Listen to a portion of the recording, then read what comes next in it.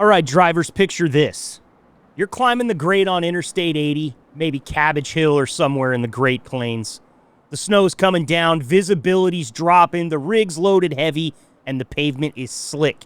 It's the kind of run that makes even a seasoned pro's heart beat just a little faster. Talking to you, Polar Bear. Here's a stat that might blow your mind.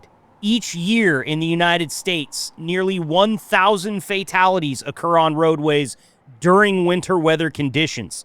And while that covers all vehicles, when you're behind the wheel of a loaded semi, you're playing with much longer stopping distances, higher center of gravity, and less margin for error. We all know that. In this episode, we're going to dive into cautionary tales from the road, tips and tricks that make the difference between crawling through the storm and getting pinned down, and preparation advice from real drivers so that when winter hits hard, you're ready, not caught out in the storm. Because whether you're ascending that hill with the wind whipping across the trailer or descending into the valley of whiteout, the smart runs don't just happen, they are planned. So strap in, turn the heat up, and pull the chain tight. Let's roll. It's our winter weather episode here on the Liquid Trucking Podcast.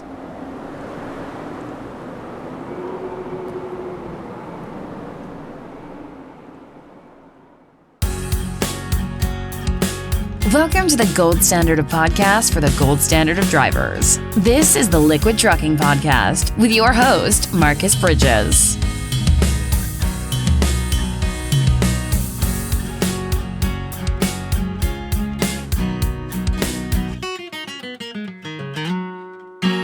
What's good out there, Liquid Trucking, and welcome into the Liquid Trucking Podcast for episode 102. I am your host, your boy, Marcus. Thank you so much for being here with me. We are rolling into our second 100 episodes in the life of this podcast, and I'm very excited about today's episode, as I am for all of them. Go back and listen. 102 episodes, said it every single time. You don't catch me in here napping. I'm always up for this, okay?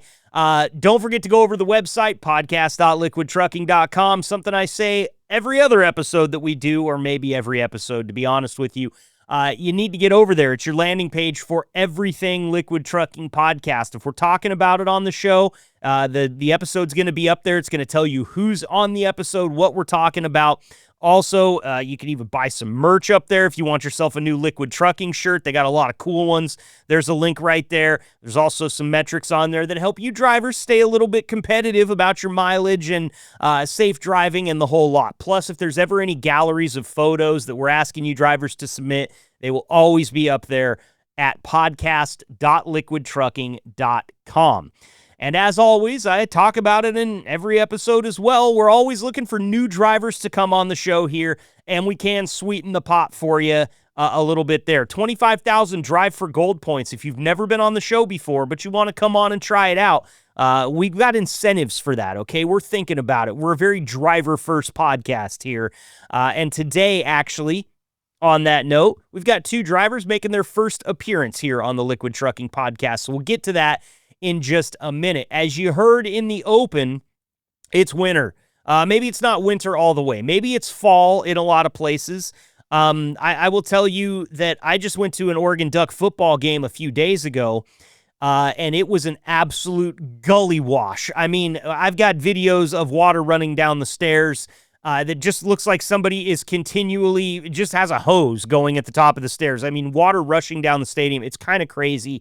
Not the worst one we've ever been to, but definitely a little bit, I'm going to say is a week early than we normally get it. And so it felt poignant to do this episode now because, hey, if weather's changing here in the Willamette Valley in Oregon, where we're all the way down basically at sea level and in some places a few feet below, it's got to be happening out there in the Intermountain region. I know it's happening out there in the Midwest.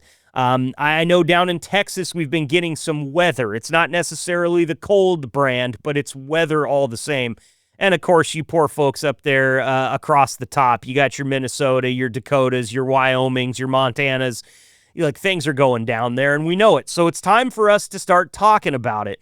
And every year on this podcast, we've had an inclement weather episode.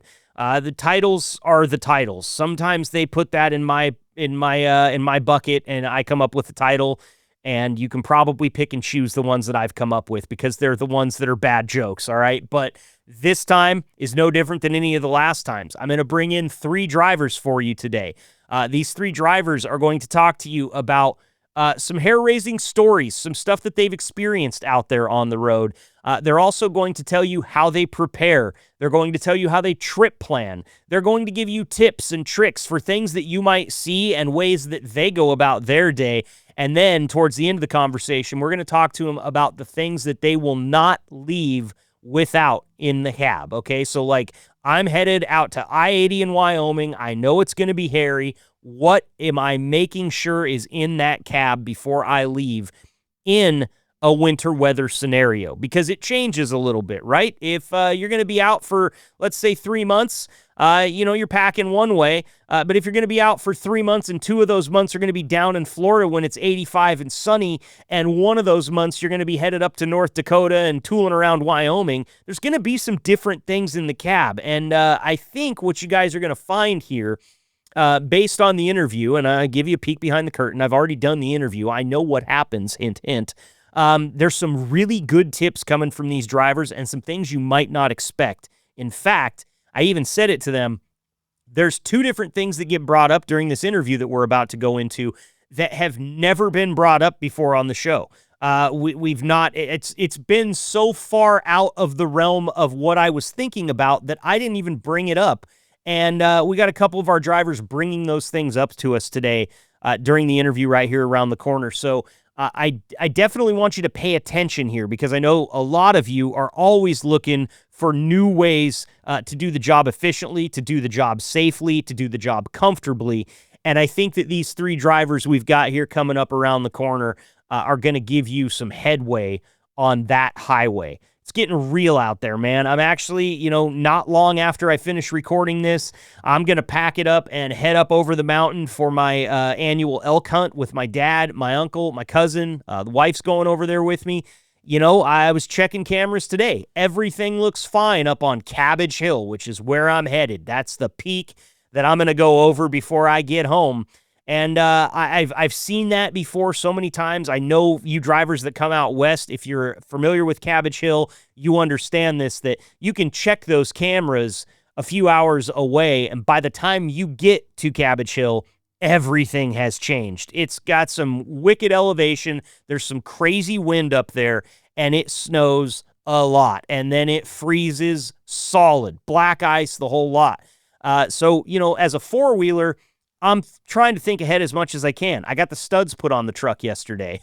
And let me tell you, when you go driving through Eugene, Oregon in a light rain day in late October, which, we record these episodes a couple weeks ahead. So it's the week of Halloween, and I'm driving through Eugene, Oregon in, or not rural, but neighborhoods. And I've got studded tires on. You'd think that I was driving down the road screaming to kill all of the squirrels and all of the chipmunks and all of the cute little critters. I've seen some neck injuries snapping over to look and see what the heck's making all that noise. And I got to be honest with you, I don't give a damn. I love it. I love it because if you think I'm tearing up the roads, whatever, I've got some news for you. It ain't me, babe. But the other thing about it is I'm going to be stuck to that road when it comes time. And I know my limitations up on these crazy mountain passes. I know that you drivers know yours. And we're going to talk about that with 3 drivers coming up right about now. It's we're getting crazy close to winter. Thanksgiving is like not that far away, just in case you guys are wondering. I know the day that this episode airs, we're going to be talking about getting some things in the freezer for Thanksgiving because they're going to sell out. Just is the way that it is. So strap in, man. I'm really excited for this. Lots of good stuff coming up with this interview here just around the corner with Mikal Donut Duncan and 2 new drivers, Bradley and Frank. Welcome them to the show. It's time to get them on the phone here.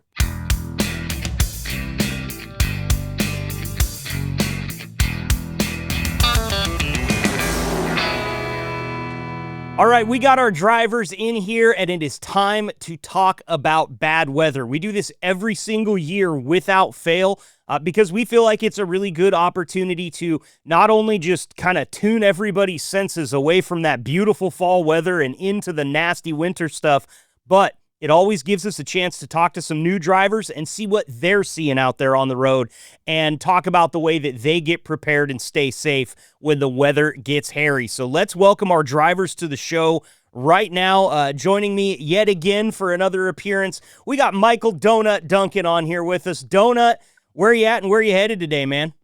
Where am I? I don't know. I'm in Guthrie, Oklahoma right now, and I'm trying to get up to the yard. That ain't going to happen today, but Your clock running out on you? it will by the time I get there. I hear you, man. I hear you. Well, thanks for joining us again, Donut. Always a pleasure to have you. And let's welcome a couple new drivers to the show today, guys, making their first appearance.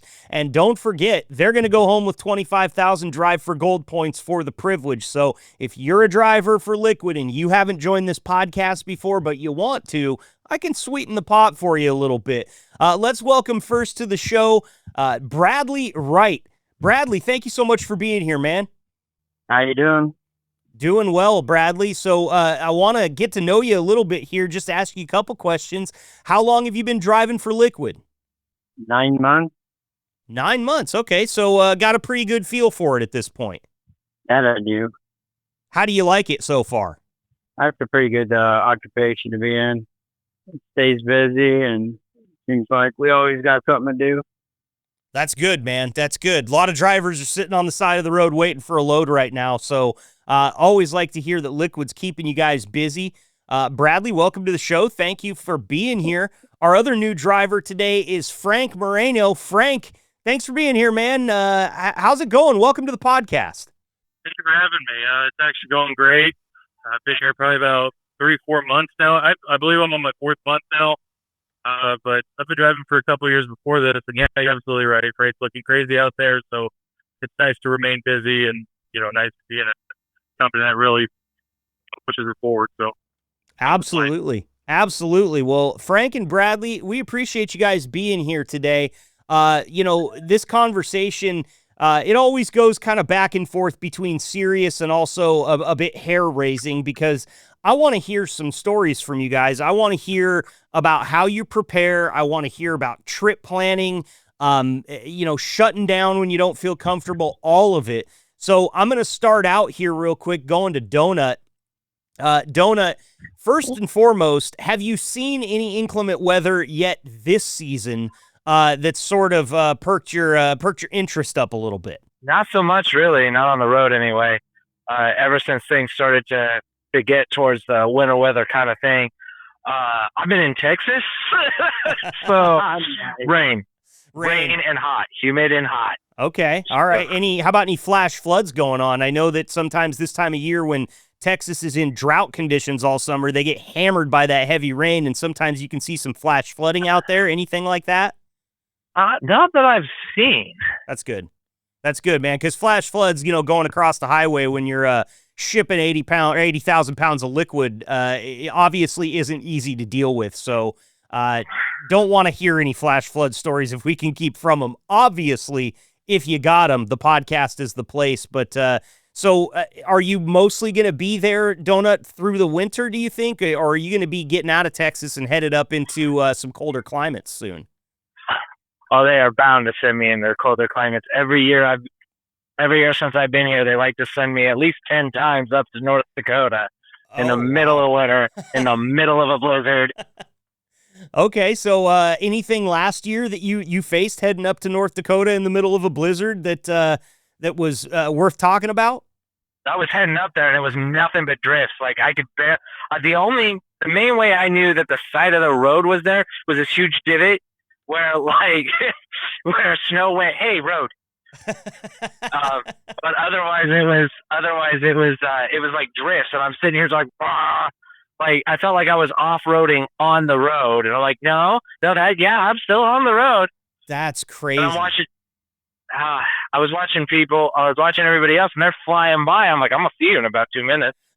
Yeah, piled up on the side of the road, right? And sure enough, I felt a little bit of a wiggle waggle a little wiggle in the giddy up, and went, nope.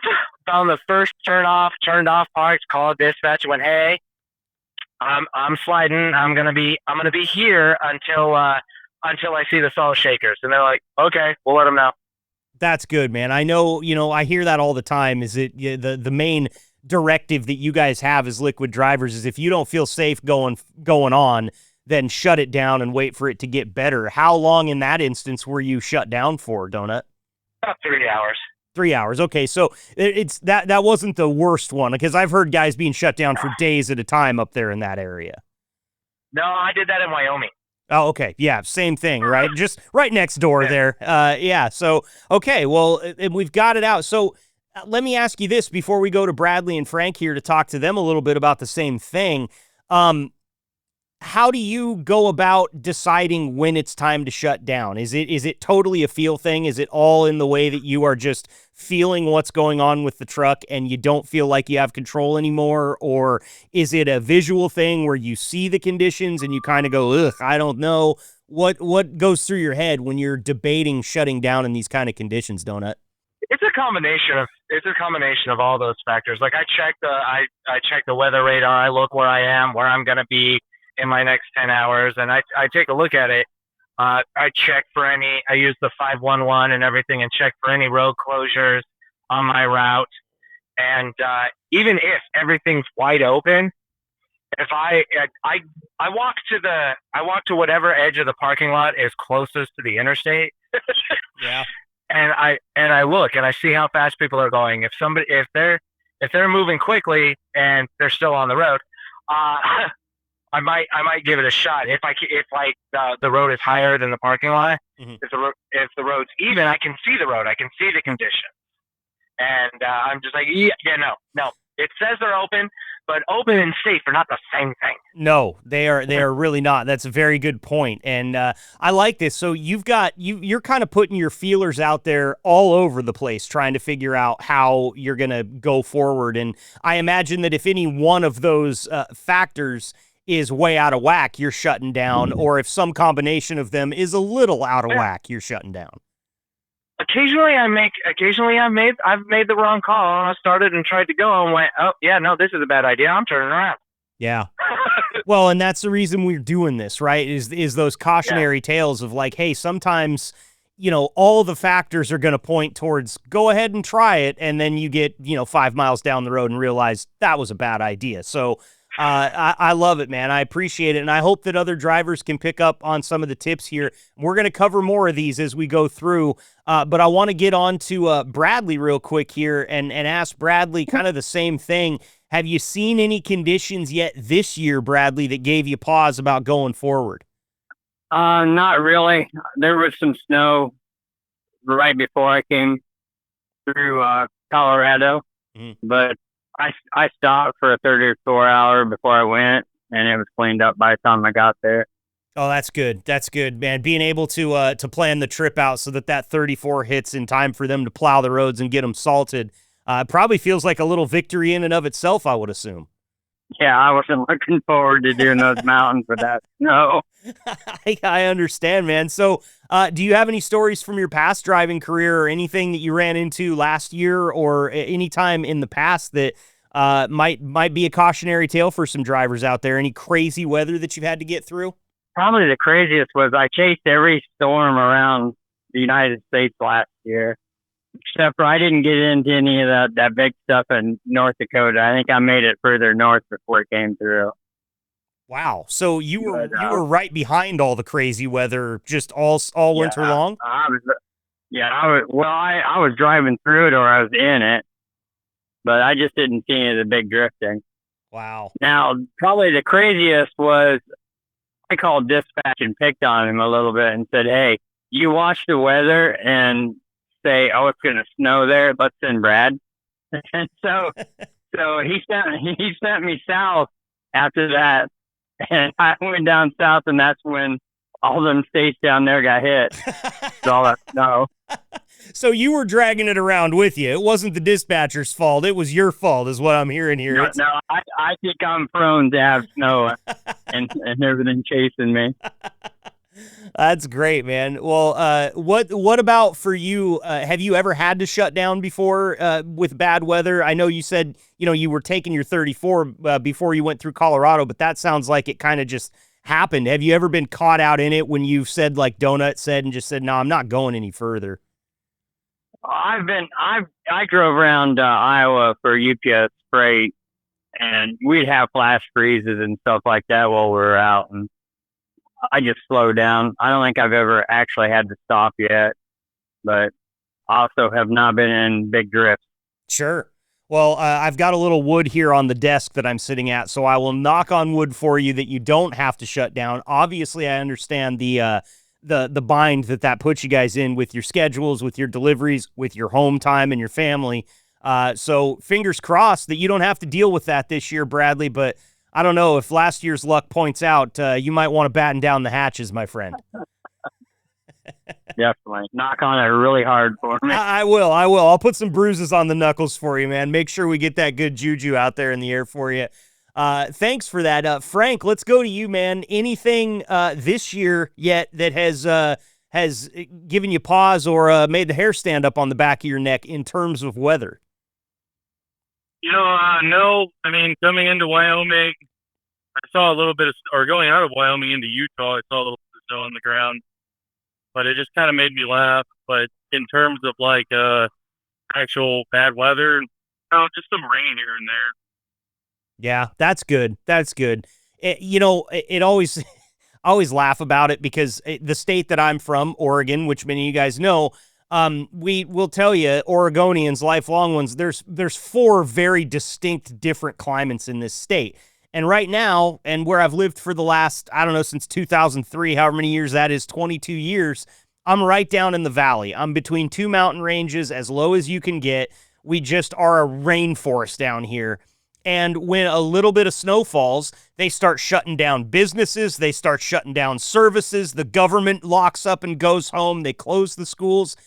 And it's enough snow to make a footprint. Where I grew up, like the only time the school closed when I was in school was when a pipe froze and exploded.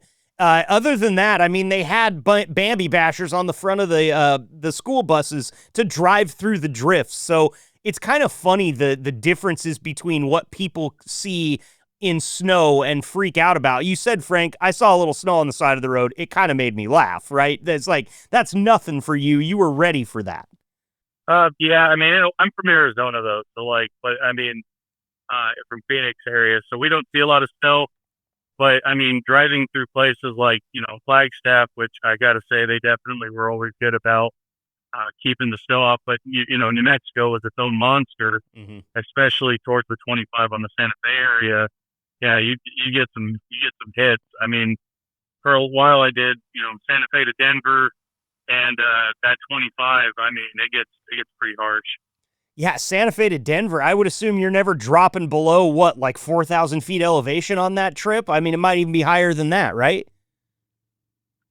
It's a lot of mountainous driving on the 25. Yeah, you're coming out of like it's not per se like treacherous mountain driving, but it's definitely got some hills and some curves that'll put you on your toes. Right, and the weather can stack up too there, of course, because of that elevation. Just because New Mexico is down there close to Mexico doesn't mean it's not getting hit with its own brand of inclement weather with that type of elevation down there. So I like this. We're kind of talking about it regionally. We've got a little bit of Midwest. We've got some Texas. We're out here in the Intermountain region. We're covering all of our bases here, which is exactly why I had you guys on. Donut, I want to go back to you here. Tips and tricks. And I'll couple this with advice for a driver that maybe is just getting their feet wet with liquid and they're starting to get into their first real winter here behind the wheel. What type of stuff are we already covered, conditions and actually going out there and trying to get your eyes on the road. But when it comes to trip planning and other preparations, what type of tips and tricks could you offer us that maybe a driver that hasn't dealt with it before could pick up on? Well, as far as trip planning goes, when it's good weather or summer or whatever, I usually try to plan out about 600 miles because even with an 11-hour shift, I can get close to that. Mm-hmm. In the winter, I'm looking at closer to 5. So bring it back 100 miles, average everything out at 50 miles an hour, just on provided everything looks great, but. Don't like I said, don't be afraid to shut down early. I mean, with inclement weather, you get wrecks piling up, and even if you do everything right, you could be one of them. Right. And or you could be in a breakdown.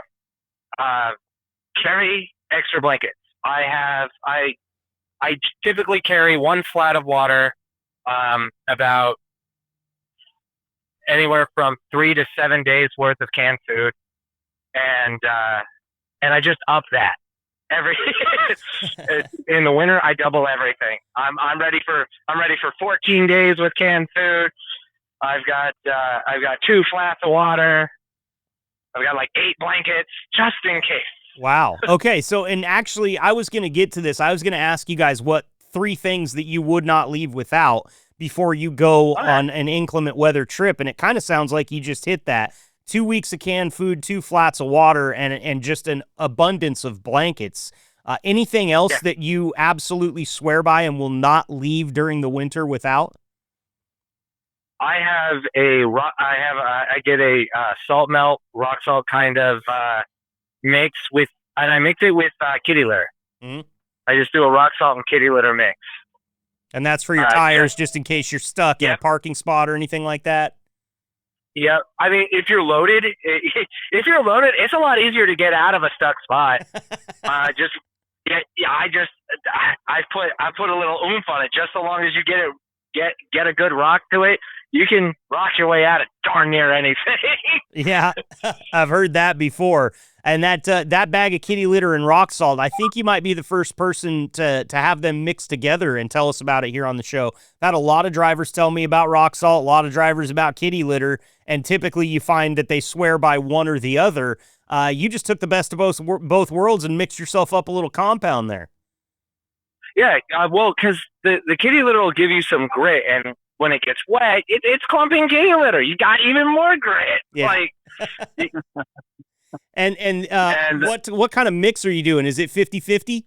I do about a 50-50. I have this huge bucket that I mix at home. My local hardware store sells these 5-gallon buckets of rock salt, and I always keep one empty. And I just mix it 50-50 there, and then just so it fits on the back, I put it in the kitty litter bucket. Perfect. All right, so you're set up, man. That's exactly what I wanted here, is like some things that maybe you don't think about. You're upping your canned food to 2 weeks. That's a lot of food, but you could be caught out. I mean, if you're up there in Wyoming, I know many people spend days parked on the side of the road waiting for those conditions to clear. So not only are you more than set, you've got some variety to choose from. 14 days of canned food, you're not eating the same thing every night, right? No, I do. I even mix and match. Like I have this potato soup that I mix with beef ramen. Hey, any way you could get it done out there, man. I used to make chili cheese waffles in my waffle iron in college, so I get it. You know, a little bit of chili, a little bit of cheese, and then a waffle. You come up with stuff when you get stuck in a small room like that, like you guys are stuck in out there. So I get it. And since you're talking recipes here, we're gonna have you back on later on, maybe towards Thanksgiving, to talk about some concoctions that you've mixed up in the cab for dinner and your various meals, because I know you got a lot of them. But I want to get to Bradley here and ask you, Bradley, as far as your trip planning goes, is there anything that you do different when you know that you're headed off into some crazy weather? And then, of course, after we talk about that, I'll get to your things that you won't leave home without. But any trip planning differences or route structuring that you do differently during this kind of weather?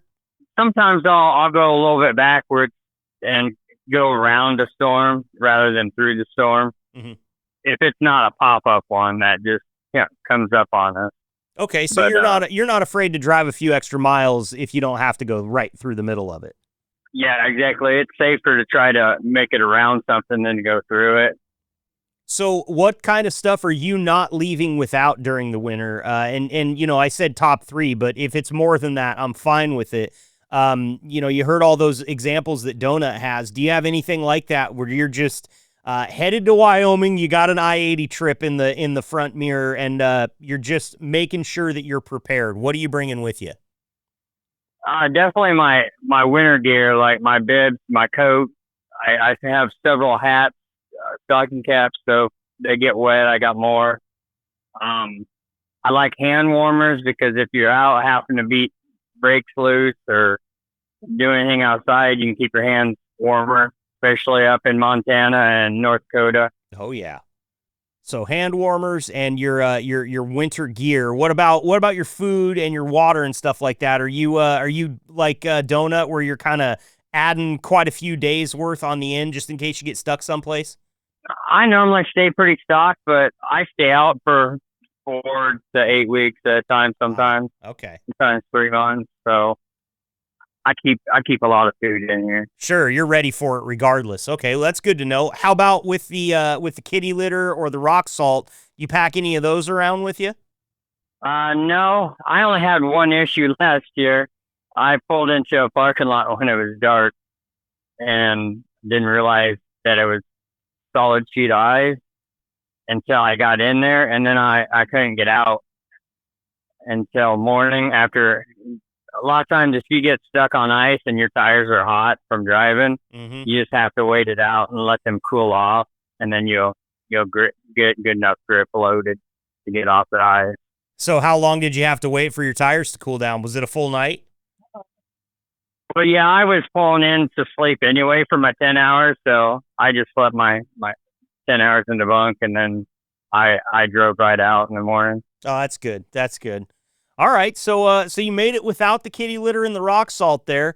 That's a good cautionary tale there. Might have ended up that you would have needed it if that was only a 30, but thankfully you had a 10 coming up, so you were good to go. Yeah, there was. And these wider tires that we run, the super singles, like used to with doubles, I would just carry a log chain, wrap it around one, and that'd get me off the ice, but can't do that with these super singles in the brake system we have. Right. Gotta MacGyver something a little bit different there, which is, where the rock salt and kitty litter comes in handy. Okay, that's great stuff there. I appreciate it, Bradley. Frank, we appreciate your patience, man. Moving on to you here. First and foremost, any differences in the trip planning with you during the winter and when you're kind of putting together your route? I tend to be a little bit of an opportunist, man. I'll admit, I wing a lot of it. The other secret is a lot of my brothers are all truckers. A lot of my friends are truck drivers. They're always all over the place. So generally speaking, they'll ask, "Hey, where are you going?" I'm like, "Oh, I'm going over here." And they'll say, "Hey, man, I just came out of there. It's getting pretty bad." But I do a little bit of trip planning during the winter. Definitely try to look at my maps and compare and contrast in the weather and 511, stuff like that. But usually, generally speaking, I tend to trip plan a little heavier during the winter time. But like I said, I got feelers all over the place. Yeah, that's good. That's actually something that we haven't actually had come up as a tip before is you guys all establish, or most of you anyway, establish pretty good networks out there along the road, whether it's other liquid drivers, friends and family that you have. You guys are really, really well plugged into so many different regions of the country out there that a good network with people that are running all over the place probably comes in really handy for you, Frank. You've got more info there than what somebody that's not talking to a bunch of other drivers has, yeah? Yes, sir. That really is, it makes sense. Okay, so it brings me to another question here. Actually, I'm gonna put a pin in that because Frank, I got to ask you what your top things to have on the truck are before you take off on a crazy inclement weather ridden trip. What are you not leaving at home, man? So, an old guy that I used to talk to all the time, he taught me a good pair of insulated boots and your gloves. He said your hands and your feet, first thing to get cold. The rest of your body you can regulate. But your hands, your feet, and your head are the three things that get cold the fastest. So, generally speaking, a good pair of insulated muck boots, good set of gloves, and something to keep the head warm. Do you have any kind of gloves that you swear by? Because I'll be honest with you, I'm a bit of a glove snob. There's more than 1, 2, 3, 4 pairs of gloves in my life that I've bought for hunting or work gloves or whatever that I wear once and then never wear again because I absolutely hate them. So, got a good glove recommendation for me, Frank? Unfortunately, it's kind of like a give and take. I've kind of come to find that, if you're a person who gets cold really easily, unfortunately, thicker gloves are the way to go. Because I'm in the same boat you are. So I had some gloves, mechanics gloves that were issued to me when I was in the service, and those worked really well. I can't even tell you the name of them off the top of my head. They keep my hands pretty warm, but for mobility wise and stuff like that, I mean, it's kind of a give and take when it comes to gloves, especially when it comes to like leather or anything like that. So just, I would say watch your materials. Yeah, for sure. I had one driver tell me too that he recommends only cheap gloves. Now, granted, this driver was a flatbed driver, and as you can imagine, throwing tarps and tightening straps all the time, they go through gloves a lot. But I guess the sense he made out of it was, why would I spend $100 on one pair of gloves when I can buy 10 for $100 and they're only going to last the same amount of time? Basically saying that these high quality gloves with the job that he was doing weren't holding up any longer than the cheap ones that he can buy in a 10 pack. Any experience along those lines that you'd take us through, Frank? I used to like a lot of mechanics gloves, but also those deerskin gloves are actually really good. They're like a deerskin leather. They're yellow. Yep. I don't know the name of them off the top of my head. Those are really good, and they actually last pretty long. Because I used to throw flatbed with my dad when I was younger, and I got to say he lived and swore by those gloves. And then at Home Depot they have like the Hedgehog, I think they're called, but they look like the mechanic glove. They have the impact, resistance on the back. They fit really well. They're a little bit stiff in the beginning, but once you kind of get used to them, and I've never had a problem with those gloves either. I mean, just those and those other ones, and they work pretty well for me. I mean, like I said, in the service I used mechanics gloves, but for the most part, yeah, just those deerskin leather or even the Hedgehog. I think they're called Hedgehog. They're like brown. Yeah. Yep. No, I know exactly which ones you're talking about. And the deerskin ones I'm familiar with too. You see a lot of cowboys wearing those deerskin gloves, and they do seem to hold up to what you guys are going through out there. Well, that's awesome. I appreciate it, fellas. We got a lot of really good advice here for you, for other drivers listening. Different tips from all of you guys and different ways that you go about it, which is exactly why we've got you here. But listening to you, Frank, talk a little bit about the network that you have out there made me think about something. We had a driver. He doesn't work for Liquid anymore. We miss him here. He's a great guy. His name was Drew Hearn, He's just driving local now for a different company. But he came on here on one of our winter weather episodes a while back and was actually talking about his usage of the CB during really bad weather. And he told a story about just having his CB on, not being too happy about it, coming up on a big hill he was cresting, and right before he got to where he could see, somebody called in that there was a pileup in the snow down at the bottom of that hill that he was just cresting. He was able to get on the brakes, get slowed down, and be able to stop that truck in really bad conditions before he became a statistic. I'm curious, Donut, are you making use of the CB more often during these winter months to try to figure out what's going on up ahead of you? Oh yeah. Well, in the winter, it seems like people actually, I don't know, use the CB to talk rather than scream profanities at each other all day. Well, that's good. Maybe a little Christmas spirit working its way into the airwaves there. I think it's more of the holy crapping crap. If I don't tell somebody I'm here, I'm going to be at the bottom of this dog pile, and I don't want to. Right, so it's not the Christmas spirit. That's the Holy Ghost, I think, that's getting in there and letting it know. Right? Oh, no. That's good, man. So will you, are you a guy, Donut, that calls things out? Do you ever get on the radio and try to help drivers that might be out there? Oh, yeah. I try to. Half the time I can't tell if they can hear me or not, or if they're just not paying attention or don't have a CB. Mm-hmm. But if I start to, like I was saying, if I start to feel a little bit of a slide, or not, when it doesn't feel like things are gripping right. But hey, it's a little slick here near mile marker, northbound on Mm-hmm. Oh God, I'm sure that helps a lot. I mean, if I were a driver out there on, mile marker on interstate I would want to know. So It makes sense to me. Is the whole reason I bring it up. It makes sense that drivers would make or would utilize their CB a little bit more in conditions like this. Yeah. Yeah, it just seems like they're getting fewer and fewer out here. I could be on here all day and see whip antennas flying and hear nothing.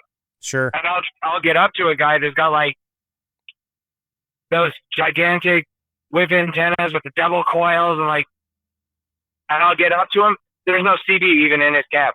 I'm like, why do you what? It's all about looking cool, Donut. That's all that matters these days. Being cool, that doesn't matter. Looking cool, that's what matters. So, okay, but that's good stuff from you. How about you, Bradley? First of all, are you a big CB guy in general? And second, do you use it, if so, more during these winter months to help navigate? No, I don't even have a TV in this truck. I've never been a real big TV person. I think it would probably get used wrong if I had one in my truck with the drivers out on the road. Yeah, you're not the first person to tell me that, man. I know that there's some frustrations that can boil over, and they can be greatly expressed on a CB radio, right? Well, yeah, because we're seeing more semi-drivers trying to knock us off a road than we are cars. Wow, really? That's a bit terrifying, right? But yeah, the size we are, I think the quality of drivers gone downhill since we went to automatic. Interesting take there. All right, so not a big CB guy, and listen, you're not alone. In fact, I think you might be maybe in the larger contingency of drivers at this point in time. I've been doing this for 3 years now. We've been talking about it a lot. Every single year, it feels like there's less and less drivers that are dependent upon those CBs. And let's face it, there's other ways to stay connected. A lot of you guys are driving around in party chats on your headsets all day and talking to other drivers that are actually out there in it. So it's a lot the same. But interesting stuff there, Bradley. How about you, Frank? CB guy, yes or no? My dad and my brothers, man, they live by the CB. I don't. No. I've seen how it really helps, and I know. And my dad has yelled at me before. He's like, you need a CB, you need to get a CB, and whatever. But I never saw a point of it. I don't even know how to set them up, and the shops are becoming rarer and rarer that tune them. A lot of people that tune them anymore, and it's just a lot of it's just a thing that's going away. I think it's going to be most likely close to obsolete at some point or another, and I think it'll most likely be log trucks and probably trash trucks or whatever that use it more often than not. Yeah, well, I mean, there could be an argument out there that it's already an obsolete from a technology standpoint, right? There's way easier and better and quicker and more reliable ways to get in touch. The one thing that kind of sucks about it is they all have screens, and that's the worst thing for us as truck drivers, right? We don't want to be looking at those during, but our cell phones, I mean, I could have as many as 7 people connected to one call on my cell phone. That is basically, it's one of two things. It's CB Channel 4 or it's a Call of Duty chat room, depending on the people that you've got in there with you. I get it, and it's one of the reasons I want to discuss it. I love it when we get all viewpoints here on the podcast, and typically we've got more people that are CB users than we do that are not CB users, so it's cool to see the flip side of that coin. I would ask you, Frank, and Bradley both, when you're thinking about staying connected, Frank, you talked about that network out there. Are you kind of a party line guy? Are you a conference line guy with the headset? That's how you're staying connected? Yeah, and a lot of my friends are all cattle haulers and, the original outlaws and, even some guys from different companies like XPO, and stuff like that. So I generally, we party call, and we all kind of have conversations. And generally speaking, because I'll run into my brother sometimes when I'm out here on the road. We'll end up going the same direction, or sometimes meet somewhere or whatever. But generally, he's really good about, hey, you running up this way or whatnot? You run down 80. Yeah, well, don't come down 80. This is what's going on. Oh, okay, cool. Or hey, I just saw something on 74. Like, you probably shouldn't come this way. Oh, okay. We kind of share with each other a lot of the time, or even the other guys too. They'll do the same thing. Man, I got on the weather report today and I saw this, and we just all kind of swap information. Sure. It's a great way to do it. How about you, Bradley? Are you a party line guy, or are you kind of sounds a silence guy when you're out there on the road? How are you staying connected to your network out there? I have warning apps for Iowa Storm Chasing Network.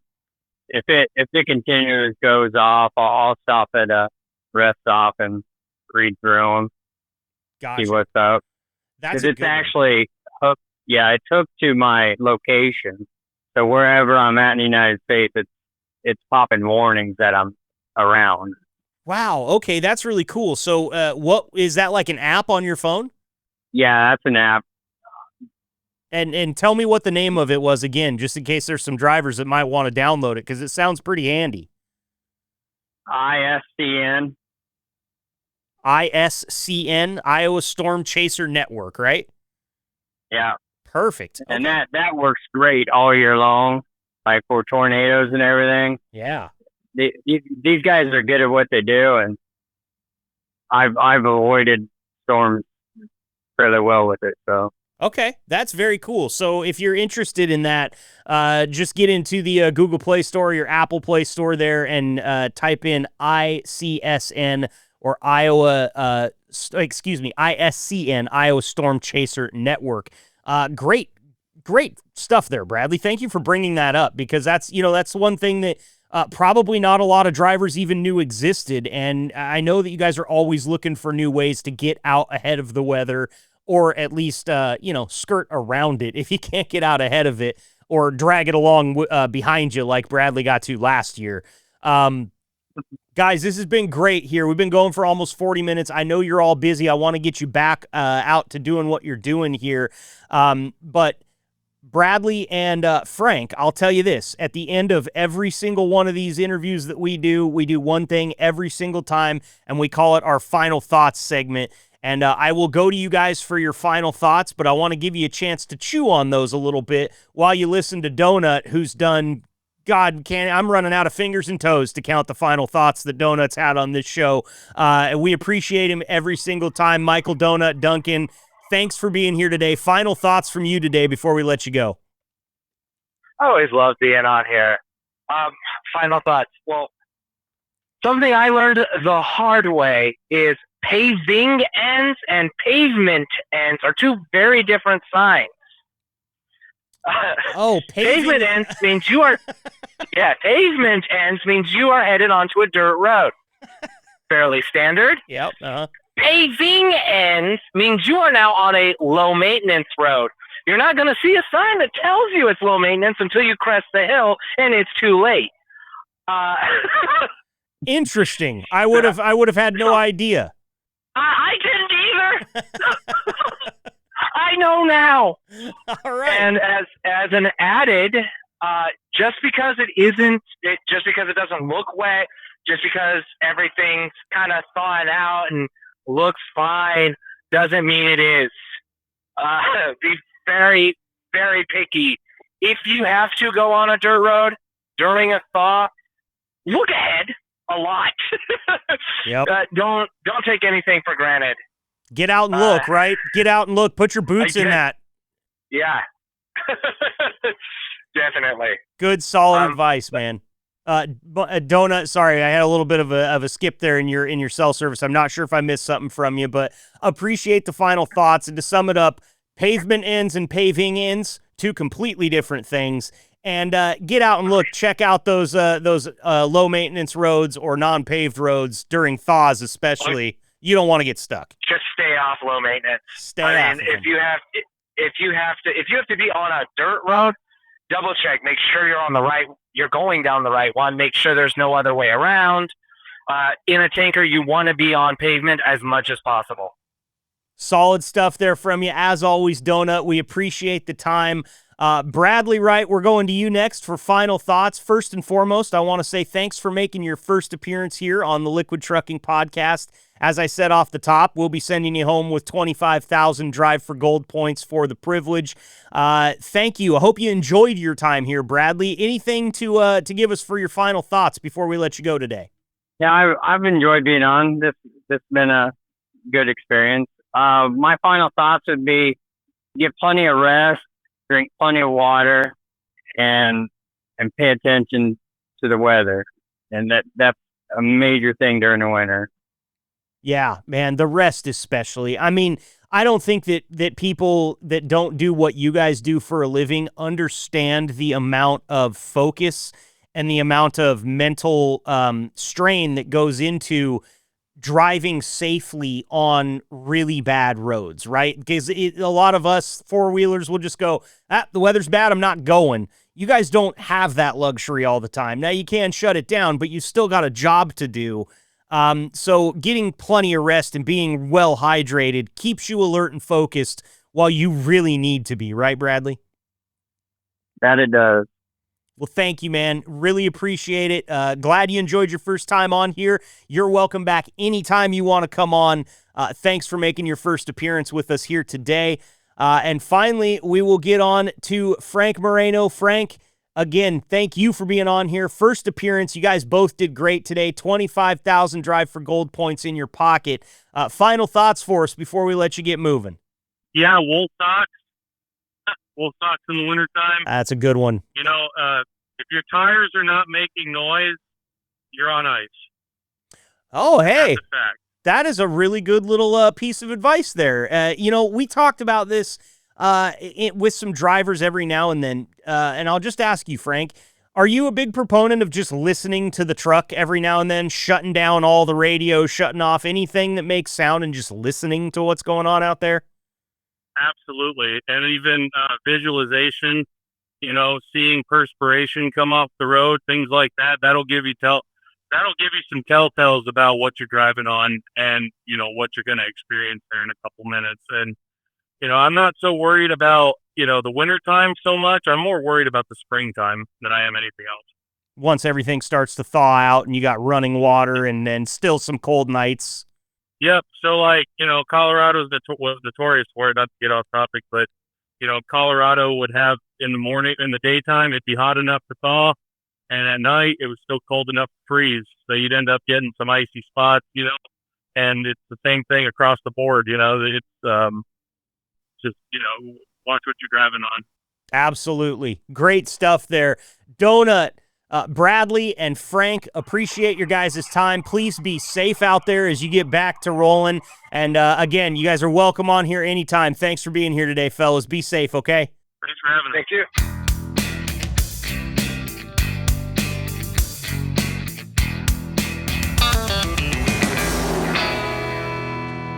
All right, so kind of a serious conversation there. Now, no liquid trucking conversation is without its laughs, and we did get a few of them in there. But a very serious conversation for a very serious time of year that we're headed into here.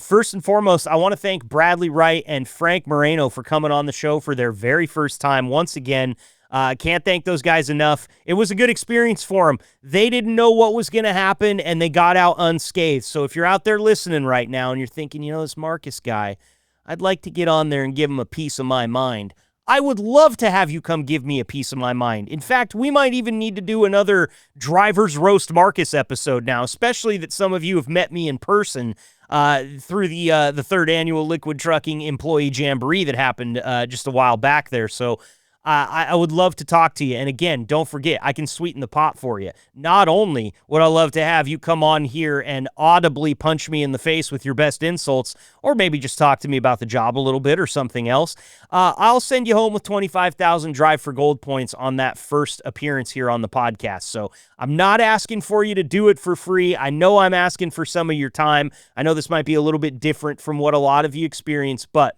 we've had some really good participation from new drivers hitting the airwaves here in the last few weeks, and I want to keep that momentum going. So if you're interested in those 25,000 Drive for Gold points, or you just want to give me a piece of your mind, either way, I'm hooking it up, and I would love to have you. So make sure to respond to the text messages that you see. I send one out just about every week looking for drivers to come on the show. Feel free to respond to me. You can also send me an email, podcast@liquidtrucking.com. That goes directly to me. So if you want to be on the show or you've got something that you want to hear, I also offer Drive for Gold points if you offer me a topic suggestion and we turn it into an episode. So I'm always taking the suggestions, always want to hear what you guys want to hear. And again, you can email me, podcast@liquidtrucking.com. On top of that, if you've ever heard a driver on this show, they probably have my cell phone number. If the email doesn't feel like it's going to work for you, if the text messages doesn't work because you can't have your phone in your hand, but you can do a hands-free call, get a hold of my number, and hey Siri, call Marcus Bridges, okay? I'm down for it. I'm always here to answer the phone whenever I can. Obviously do a lot of recording and stuff, so if I can't answer, know that I'll get back to you ASAP. But that said, always looking for drivers, always looking for topics here on the Liquid Trucking Podcast. It is what it is because of you, the drivers and the employees at Liquid. So keep beefing me up with those suggestions. And if you got a driver that you think might want to come on the show, but you just haven't talked him into it yet, you can always send me that driver's name and I'll give him a call and see if I can't work my magic, okay? Or just have them hang up on me immediately. That doesn't happen at Liquid Trucking, but it's happened to me before external of Liquid Trucking. So I get it, okay? I got thick skin. I'm not afraid. All we're looking to do is make this podcast as great for you guys as we possibly can and get you involved in any way that we can. So again, big thanks to Bradley Wright and Frank Moreno for coming on for their first appearance today. And also, big thanks to Mikal Donut Duncan for coming on for his umpteenth appearance. We always appreciate the time, and he always has a good time on here. So you guys are what make it good. I'm out of time for today. I'm going to go ahead and skedaddle. I'm going to go try to shoot myself a big old elk and fill the freezer with elk meat so I can make jerky and all sorts of other good stuff. Wish me luck, Liquid. Stay safe out there. Keep the shiny side up, and until next week, this has been the Liquid Trucking Podcast. Thanks for tuning in and being the gold standard of drivers on the road. Be sure to like and subscribe to the channel and tune in next week for another episode of the Liquid Trucking Podcast. Interested in finding out more about what it takes to bring a podcast like the Liquid Trucking Podcast to your fleet? Bulldog provides tailor-made top-to-bottom podcast production services. We'll meet your terminal staff, connect with your drivers, and bring you the content you want your drivers to hear. Type bulldog.works into your browser to connect with us and learn more about what we can do for your fleet. That's bulldog.works for podcasts, tenacious recruiting, and more.